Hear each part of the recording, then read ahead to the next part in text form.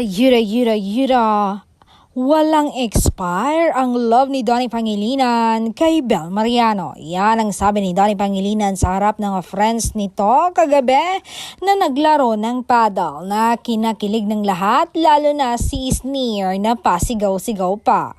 Hirit kasi ni Isner kay Donnie, grabe no, ang tagal na, walang expire Donnie ang pagmamahalan nyo ng sisterit ko. At confident niya namang sabi ng aktor, walang expire. Forever na ito.